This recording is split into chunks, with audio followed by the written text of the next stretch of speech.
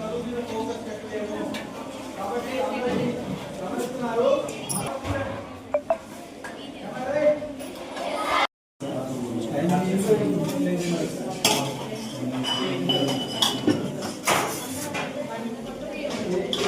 సరే అన్ని లేకపోతే ఏం కావాలి? సాటర్డే రోజున మీ పేరెంట్స్ ని వస్తే రమ్మనండి.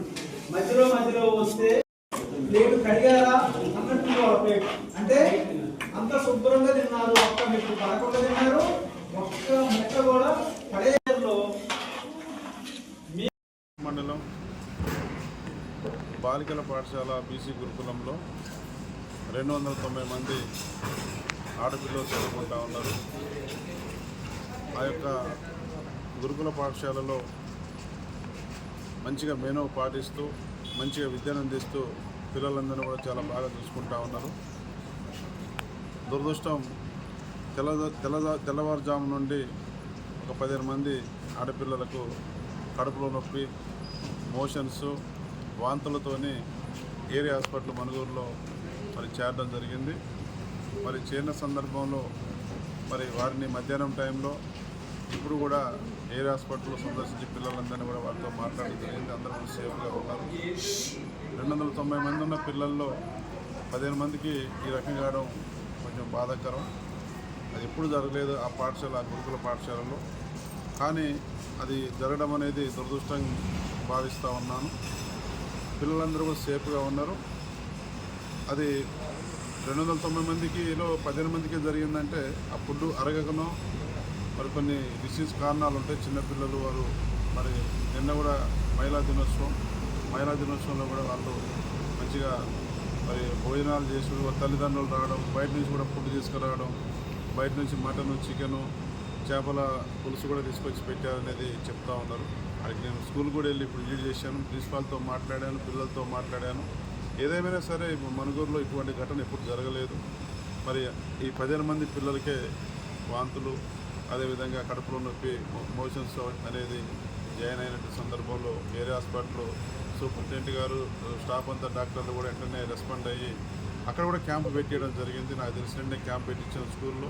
ఏరియా హాస్పిటల్ కూడా డాక్టర్లు పిల్లలు వచ్చిన దగ్గర నుంచి కూడా దగ్గర ఉండి మంచిగా ట్రీట్మెంట్ ఇస్తూ మరి వాళ్ళకు రికవరీ అయ్యే విధంగా పిల్లలందరితో ఇప్పుడు మాట్లాడితే చాలా సంతోషంగా ఉన్నారు, హ్యాపీగా ఉన్నారు. వాళ్ళందరూ కూడా మంచి జరగాలని కోరుకుంటున్నారు. ఇటువంటి ఘటన జరగడం దురదృష్టంగా భావిస్తా ఉన్నాను. ఇప్పుడు వాళ్ళ పరిస్థితి ఎట్లా ఉంది? అందరూ కూడా పిల్లలందరూ కూడా 15 మంది మరి జాయిన్ అయిన తర్వాత వాళ్ళందరూ కూడా హ్యాపీగా ఉన్నారు. కడుపులో నొప్పి తగ్గింది, మోషన్స్ తగ్గినాయి, ట్రీట్మెంట్ నడుస్తూ ఉంది. డాక్టర్లు కూడా అందుబాటులో ఉండి ఎప్పటికప్పుడు పర్యవేక్షిస్తున్నారు. అంతా సేఫ్ జోన్. పిల్లలందరూ కూడా హ్యాపీగా ఉన్నారు. ఇప్పుడు ఇట్లాంటి ఘటనలు మళ్ళీ పునరావృతం కాకుండా ఎటువంటి చర్యలు చేపట్టబోతా ఉన్నారు? ఇది ఘటన అంటే మరి అంటే బయట నుంచి ఫుడ్ తీసుకురావడం ఇట్లా కొంత ఉంది. దీన్ని ఎట్లా కట్టడి చేయబోతా ఉన్నారు? అంటే ఇప్పుడు నిన్న మహిళా దినోత్సవం సందర్భంగా తల్లిదండ్రులు వచ్చి పిల్లల్ని మరి వారికి మటను, చికెను, బిర్యానీ పెట్టడం వల్ల మరి కొంతమందికి ఇది జరిగింది. ఫుడ్ పాయిజన్ అనేది అయితే కాదు నాకు తెలుసు. అయితే అందరు 290 మందికి కావాలి, 15 మంది కానీ డిఫరెంట్. ఇది మనం ఆలోచించాలి. నేను ఇటువంటిది జరగకుండా ప్రిన్సిపాల్కి కూడా ఇప్పుడే చెప్పాను. నేను పేరెంట్స్తో కౌన్సిలింగ్ పెట్టండి. ఏదైతే రూల్స్ ఉన్నాయో మన గవర్నమెంట్ రూల్స్ ప్రకారం వాళ్ళకు మరి మీరు ఎలౌ చేయండి. ఎప్పుడు ఎలౌ చేయాలి, ఎన్ని సమయం కూడా పెట్టండి, బోర్డు పెట్టండి, జాగ్రత్తలు చెప్పండి. మరి బాలికలు ఉన్నటువంటి గురుకుల పాఠశాల కాబట్టి కేర్ తీసుకోవాలని చెప్పేసి కూడా చెప్పడం జరిగింది.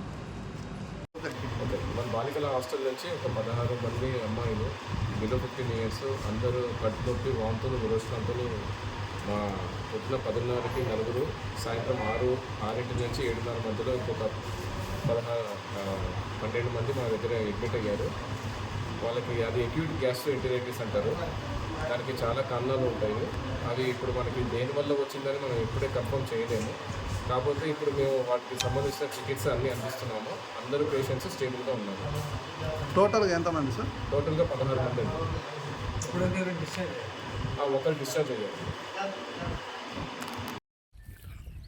నా పేరు శివప్రశాంత్, భద్రాద్రి కొత్తగూడెం జిల్లా, భద్రాద్రి కొత్తగూడెం PDS జిల్లా కార్యదర్శిని. నిన్న జరిగినటువంటి ఘటన మనుగూరు సంబంధించినటువంటి బీసీ గురుకులంలో హాస్టల్ విద్యార్థి ఫుడ్ పాయిజన్ అయి ఆసుపత్రిలో చికిత్స పొందుతూ ఉన్నారు. దీనికి కారకులైనటువంటి వారిపై, హెచ్ఎంపై, అట్లాగే సంబంధించినటువంటి ప్రిన్సిపల్పై కానీ అట్లాగే వార్డెన్ మీద చర్యలు తీసుకోవాలి. దాంతోపాటు ఫుడ్ పాయిజన్ అవుతూ ఉంటే అసలు గురుకుల పాఠశాలలో ఏం జరుగుతూ ఉందో అనేది కనీసం సోయలేనటువంటి పరిస్థితిలో ఈరోజు గురుకుల హాస్టల్లో ఉన్నటువంటి సంబంధిత అధికారులు ఉన్నారు. దీనికి సంబంధించిన దాంట్లో పూర్తి స్థాయిలో ఖచ్చితంగా స్పందించాలి. అధికారులు స్పందించుకోకుండా, ఈ సమస్యల్ని పరిష్కారం చేయకోకుండా అనేక సందర్భాలలో ఈ సమస్యల మొత్తాన్ని కూడా తుంగలో తొక్కే ప్రయత్నం చేస్తూ ఉన్నారు. ఇది సరైన పద్ధతి కాదని చెప్పేసి పీడిఎస్ భావిస్తూ ఉంది.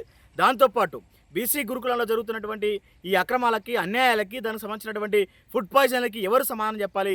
ఆర్సీఓ గారు స్పందించాలి, లోకల్ ఎంఆర్ఓ స్పందించాలి, జిల్లా కలెక్టర్ గారు స్పందించాలి. వెంటనే హాస్టల్ని విజిట్ చేసి సంబంధిత బాధ్యుల్ని వెంటనే కూడా సస్పెండ్ చేయాలని చెప్పేసి పీడిఎస్ డిమాండ్ చేస్తూ ఉంది. లేని పక్షంలో విద్యార్థికి ఇప్పటికే అనేక సంబంధించినటువంటి రాజకీయ పార్టీలు కానీ సంఘాలు కానీ వెళ్ళి విజిట్ చేస్తూ ఉన్నారు. ఆ విద్యార్థిని ఎవరైతే ఉన్నారో ఆ విద్యార్థికి మెరుగైన వైద్యం అందించాలి. లేని పక్షంలో ఖచ్చితంగా పీడిఎస్ ఆధ్వర్యంలో ఆ గురుకులాన్ని ముట్టడిస్తాం.